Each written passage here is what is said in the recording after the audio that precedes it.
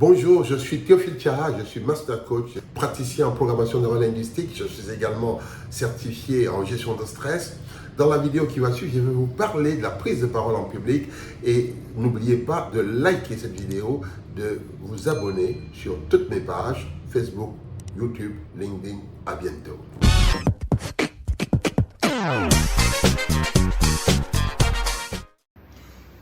Prendre la parole en public, c'est communiquer avec un public. En fait, on ne communique pas à un public, mais on communique avec un public. En effet, la communication n'est effective que quand l'émetteur, celui qui parle, s'est exprimé et que le récepteur a reçu et donné en retour ce qu'on appelle un feedback.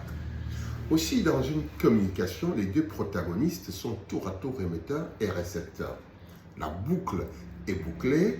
Quand l'émetteur reçoit un feedback, on peut dire qu'il y a eu communication.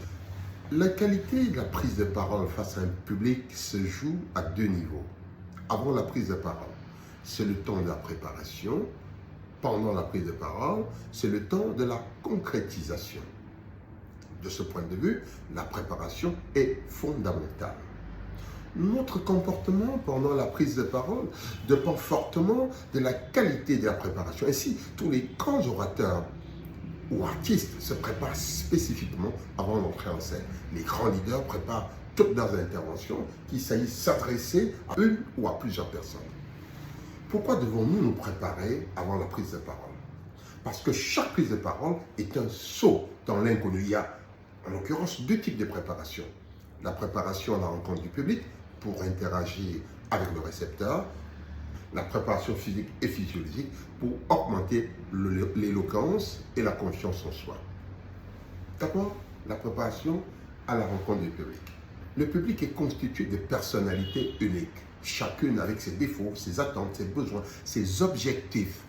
Selon que les attentes sont remplies ou pas, chaque membre du public réagit en conséquence de façon particulière. Cette réaction peut ne pas être agréable pour nous. Elle peut ne pas être en notre faveur et ça peut être perturbant. Aussi, il faut se préparer à donner le meilleur de notre énergie, remplir au mieux les attentes du public, inspirer autant que possible l'empathie, le respect, la confiance. Alors le feedback du public pourra nous être favorable. La deuxième chose, c'est la préparation physique et physiologique. Une raison à la préparation physiologique, c'est que c'est inconnu que le public est pour nous une source de stress, le tract. Dans ce cas, c'est notre propre personnalité et nos angoisses, nos anxiétés qui sont nos pires ennemis. Aussi, une préparation physiologique est très utile avant toute prise de parole, en public ou en milieu privé.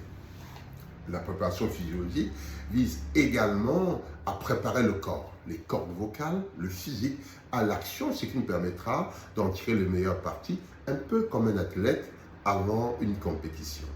Il faut s'entraîner à prestance, travailler sur le regard, la posture, la gestuelle, l'apparence.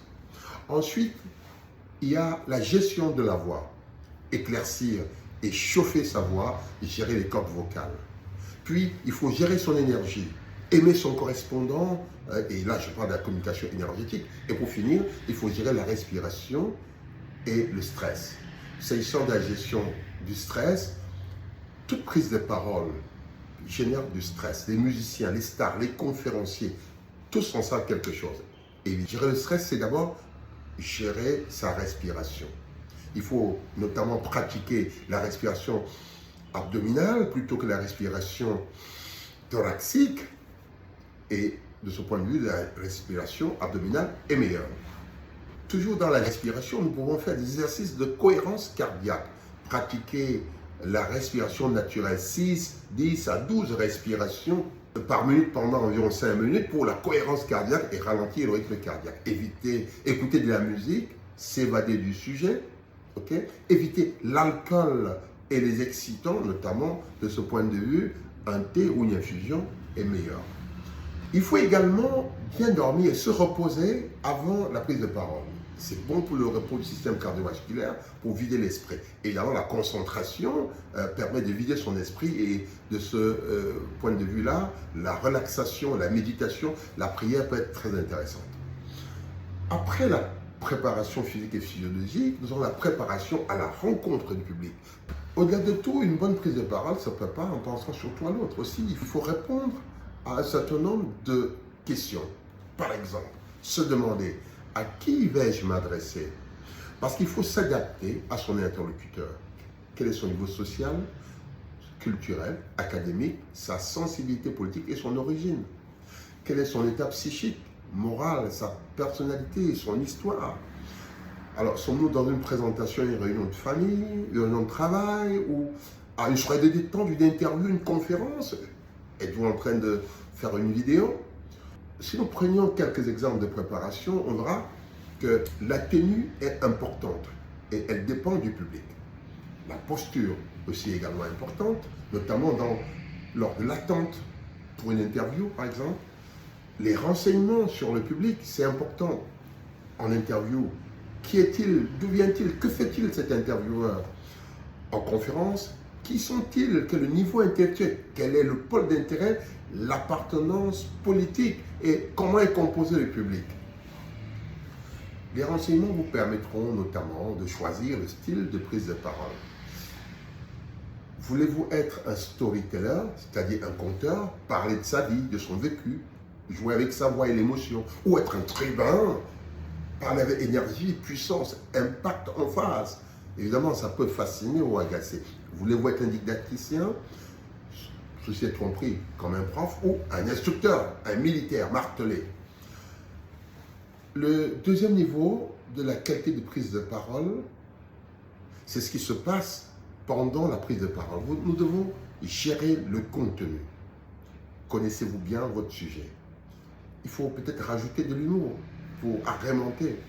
Il faut gérer votre attitude, l'empathie et le non-verbal. Vous savez, le non-verbal est très très important dans une communication. La formule de politesse d'entrée, la posture, êtes-vous détendu? Ne soyez pas arrogant, attention au langage corporel. Il faut être avenant, gérer la voix, la tonalité, le volume. Recherchez la synchronisation face au public. Et là, vous devez soigner votre gestuelle. Avec de l'habitude, des cas particuliers peuvent être gérés de façon plus précise, de façon à bien maîtriser sa communication. Je vous conseille de vous entraîner devant un miroir avec un ami en enregistrant vos répétitions et ensuite vous pourrez analyser pour avoir un meilleur feedback. Voilà, j'espère que vous avez apprécié. Au revoir.